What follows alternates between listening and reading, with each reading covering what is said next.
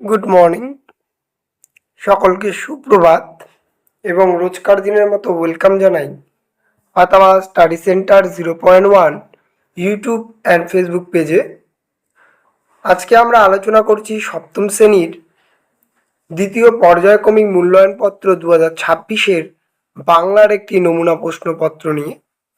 এখানে কিছু গুরুত্বপূর্ণ প্রশ্নকে একত্রিত করে একটি মডেল প্রশ্ন তৈরি করা হয়েছে, যা অত্যন্ত গুরুত্বপূর্ণ। সকলকে বলবো, ইউটিউব চ্যানেলে প্রথমবার এসে থাকলে অবশ্যই ইউটিউব চ্যানেলটিকে সাবস্ক্রাইব করবে, ফেসবুক পেজ থেকে দেখে থাকলে পেজটিকে ফলো ও শেয়ার করবে, যাতে এরকম ভিডিও তোমরা পেতে পারো। চলো তবে শুরু করছি আজকের ভিডিও।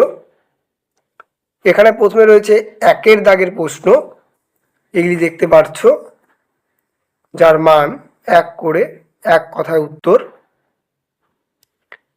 এরপরে রয়েছে 2-এর দাগে সঠিক উত্তর নির্বাচন করো, যার মান 1 করে, 5টি রয়েছে। এরপরে 3-এর দাগে রয়েছে সংক্ষেপে নিজের ভাষার প্রতিটি প্রশ্নের উত্তর দাও, যার মান 5 করে, 4টি প্রশ্ন লিখতে হবে। এখানে এই 4টি প্রশ্ন দেওয়া আছে।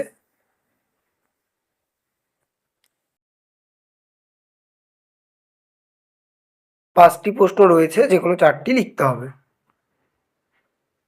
এরপরে বলেছে যে কোনো প্রশ্নের উত্তর দাও, যার মান 3 করে, যে কোনো একটি লিখতে হবে। এটি এসেছে তোমাদের মাকু থেকে। এরপরে ব্যাকরণের পাঠ, 5টি নিম্নলিখিত প্রশ্নের উত্তর দাও, যার মান 1 করে, 7 নম্বরে থাকবে। শব্দ যুগলে অর্থ লেখো, বাক্য রচনা। তারপরে রয়েছে বিপরীত শব্দ, সঠিক বানান, সন্ধি বিচ্ছেদ, শূন্যস্থান পূরণ।